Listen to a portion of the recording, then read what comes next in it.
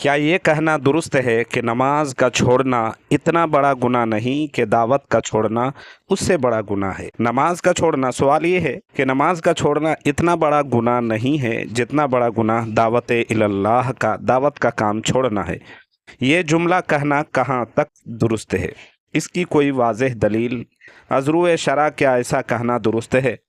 हमारे अक्सर दावत व तबलीग में लगे साथी इस जुमले को इस्तेमाल भी करते हैं, और दावत व तबलीग के लाइन से जो बयानात होते हैं, जो बातें होती है मुज़ाकरात में, वो लोग इस जुमले को इस्तेमाल भी करते हैं।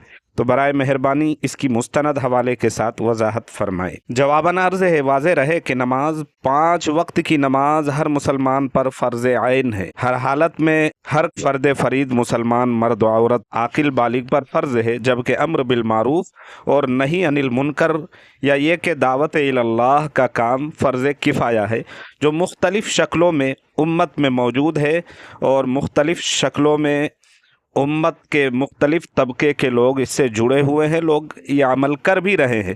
इसलिए ये मज़कूरा जुमला कहना कि नमाज का छोड़ना इतना बड़ा गुनाह नहीं जितना दावत इल्लल्लाह का छोड़ना और तोड़ना है, शरअन ये बिल्कुल भी दुरुस्त नहीं है।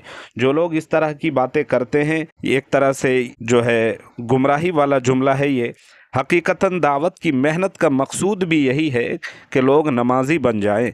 तो ये कहना कैसे दुरुस्त हो सकता है कि नमाज जो असल मकसूद है उसे छोड़ना कम गुनाह हो और दावत का छोड़ना बड़ा गुनाह हो? इसलिए ये बात नहीं कहना चाहिए, एहतराज़ और इज्तिनाब करना चाहिए। वल्लाहु आलमु बिस्सवाब।